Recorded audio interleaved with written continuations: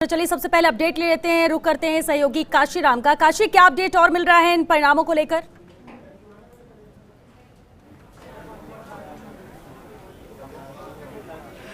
जी श्वेता, देखिए अभी तक के जो रिजल्ट आ रहे हैं उनमें जयपुर ग्रेटर में निश्चित रूप से भाजपा का पलड़ा भारी होता दिख रहा है। हमारे पास 35 वार्डों के परिणाम जो आए, वार्ड संख्या 1 से 90 तक के, उसमें अभी तक 22 वार्डों पर बीजेपी जीतती दिख रही है और इसके अलावा 13 वार्डों पर कांग्रेस आ रही है। यानी कि कहीं ना कहीं जो बीजेपी है उसका पलड़ा भारी दिख रहा है जयपुर ग्रेटर के परिणामों में, और यही स्थिति आगे के परिणामों में दिख सकती है, ऐसा अंदाजा लगाया जा रहा है।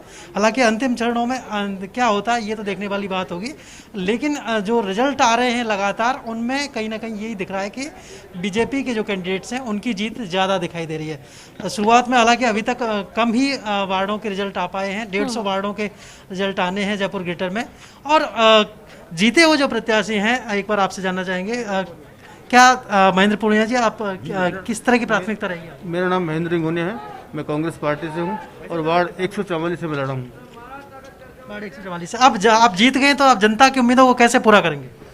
जनता की जो भी समस्याएं थी मैं वार्ड में पूरा निरीक्षण किया, जितने अपना टिकट मिलने से पहले बहुत समस्याएं थी वहाँ पे। मेन समस्या है पानी भरने की, क्योंकि 20 साल पहले जो रोड बने थे वो पूरा झरझर हो चुके हैं, टूट चुके हैं। इसके अलावा पानी, जैसे बरसात आती है तो पानी घरों में भर जाता है, लोगों के बाथरूम वगैरह सब टूट जाते हैं, घर टूट जाते हैं, बहुत सारी समस्याएं हैं। तो जनता से जुड़ी हुई समस्याओं को ये जो पार्षद प्रत्याशी हैं वो उन समस्याओं को निस्तारण करेंगे, जनता की जो उम्मीदें हैं उनको पूरा करेंगे, ऐसा इनका दावा है। और जो अब जब ग्रेटर में जिस तरह से मेयर का चुनाव होगा, क्योंकि महिला प्रत्याशी के लिए रिजर्व है, तो कैसे चुनेंगे अगर कांग्रेस का बनता है बोर्ड? तो सब मिलकर जो संगठन का है उस साथ हूँ मैं, संगठन साथ हूँ, संगठन के हिसाब से चुनेंगे। बिल्कुल, निश्चित रूप से। देखिए अभी हालांकि आधे अधूरे परिणाम आए, पूरी तरह से परिणाम आने में समय लगेगा। हो सकता है शाम के 4 बजे तक स्थिति काफ़ी हद तक स्पष्ट हो जाएगी और जो ज़्यादातर परिणाम है वो सामने आ जाएंगे। तो उसके बाद ये पता चलेगा श्वेता कि कितने वार्डों में बीजेपी जीत रही है, कितने वार्डों में कांग्रेस जीत रही है, और बोर्ड आखिर में किसका बनने जा रहा है। अभी तक के जो रुझान है उसके हिसाब से यही लग रहा है कि जयपुर ग्रेटर में भाजपा का बोर्ड बनने की संभावना ज़्यादा है। जी बिल्कुल, तो ग्रेटर में भाजपा का बोर्ड, हेरिटेज में कांग्रेस का बोर्ड, और ऐसे ही जोधपुर और कोटा में भी नजर आ रहा है कि एक में बीजेपी आगे नजर आ रही है तो दूसरे में कांग्रेस आगे नजर आ रही है, और ऐसे में अभी जल्दबाजी होगी। लेकिन फिर भी काशी, अभी कितना वक्त लग जाएगा? क्योंकि ऐसा माना जा रहा था कि 12:30-1 बजे तक तस्वीर एकदम साफ हो जाएगी, लेकिन अभी भी इस आंकड़े पर नहीं पहुंचा है कि एक तरफा हम कह सके कि परिणाम होंगे।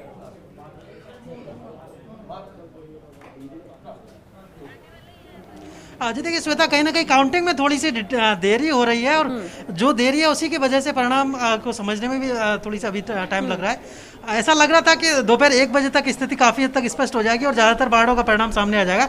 लेकिन अभी तक पहले चरण में जैसा तय किया था कि 150 वार्डों में से केवल 75 वार्डों की काउंटिंग पूरी होगी, तो उन 75 में से मैं भी अभी तक आधे वार्ड ही हो सके, यानी कि बहुत धीमी गति से फिलहाल चल रही है काउंटिंग, और उसमें से समय चल रहा है, और इसी वजह से ये जो समय है काउंटिंग का वो ज़्यादा लग रहा है। तो ऐसा माना जा रहा है कि 4 बजे तक ही स्थिति काफ़ी हद तक क्लियर होगी कि कितने वार्डों में बीजेपी जीत रही है, कितने वार्डों में कांग्रेस जीत रही है। हमारे साथी भारत से भी जानेंगे एक बार। भारत, आप भी एक बार देख रहे हैं वार्डों को लगातार, क्या स्थिति लग रही है अभी तक आपको?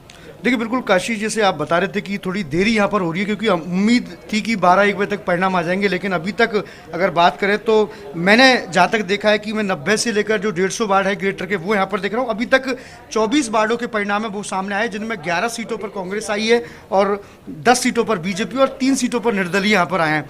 तो कहीं ना कहीं अभी तक रोचक मुकाबला देखा गया है, क्योंकि वार्ड 1 से लेकर 90 तक आप भी देख रहे हैं तो आपने भी वो स्थिति को जाना होगा।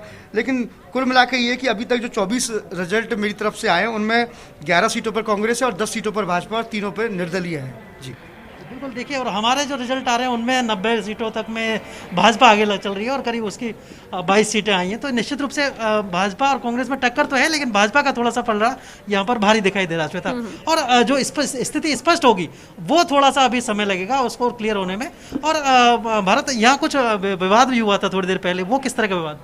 देखिए, जो ये विवाद था, एक महिला जो प्रत्याशी थी, निर्दलीय प्रत्याशी, उसको ये कहा था कि उनके सामने ईवीएम मशीन को यहाँ पर खोला जाए, उसको लेकर विवाद था। लेकिन मौके पर पुलिस प्रशासन के जो आला अधिकारी मौजूद थे, जो आरओ हैं, रिटर्निंग अधिकारी, उन्होंने आपसी समझाइश करने के बाद फिर से प्रत्यय को शांत किया और जो विवाद था, जो थोड़ा हंगामा यहाँ पर हुआ था, उसके बाद वो हंगामा शांत हो गया।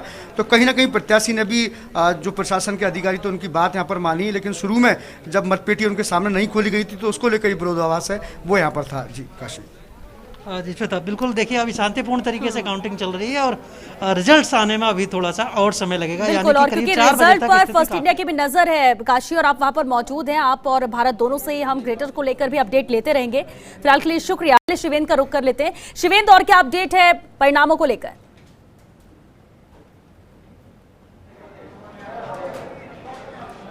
देखिए, दो परिणाम और आए हैं, काफी महत्वपूर्ण हैं। सिविल लाइंस विधानसभा क्षेत्र के 2 वार्ड नंबर 34 से बीजेपी के सुभाष व्यास ने जीत दर्ज की है। यानी जो एक तरफा जीत हो रही थी प्रताप सिंह खाचरियावास के लोगों की, उस पर थोड़ा सा ब्रेक लगाया है सुभाष व्यास ने।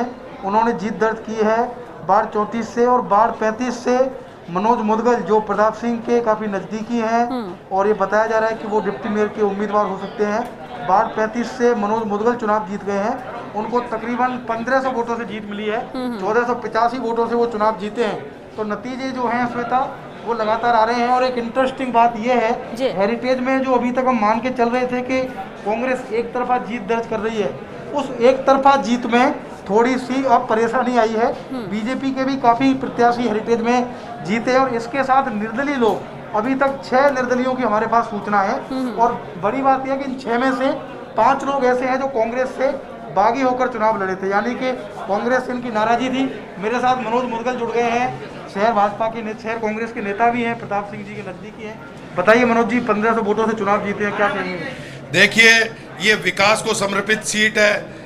जो हमने विकास पिछले पौने 2 वर्षों में श्री प्रताप सिंह जी खाचरियावास साहब के नेतृत्व में किया था, आज उसका परिणाम है कि वो क्षेत्र जो 70 सालों से भारतीय जनता पार्टी का गढ़ रहा है, आज तक भारतीय जनता पार्टी का कैंडिडेट वहां से चुनाव नहीं आ रहा, वो आज कैंडिडेट अपनी जमानत भी नहीं बचा पाया। इसका सारा श्रेय मैं कांग्रेस के इस नेतृत्व को, कांग्रेस के हमारे शीर्ष नेतृत्व को और हमारे विधायक श्री प्रताप सिंह जी खाचरियावास साहब को देना चाहता हूं, जिनकी कड़ी लगन विकास की राह और हम सबको काम करने की जो पद्धति पे वो लेके गए, आज जनता ने हमारे मोहर लगाई है। आज ये भारी अंतर से जो सीट जीती है, इसमें मैं सारा श्रेय मेरी वार्ड नंबर 35 की उस जनता को देना चाहता हूं, उसको समर्पित करना चाहता हूं, उसके चरणों में समर्पित कर रहा हूं जिसने आज इस जीत की बधाई। कौन से होटल में जा रहे हैं? होटल सकून में जा रहे हैं, मैंने सुना है आप। अभी देखिए, होटल की आपके पास तो फोन आ गया होगा। होटल का मैनेजमेंट अब मैं जाके देखूंगा। अभी तक मैं मेरे कार्य में था, मैनेजमेंट का काम मेरा नहीं है, लेकिन मैं जाकर अब देखूंगा, मैं सहयोग करूंगा पार्टी के साथ। उम्मीद करते हैं कि आप 5 स्टार में जाओ, 2-3 दिन 5 स्टार में रहिए आप।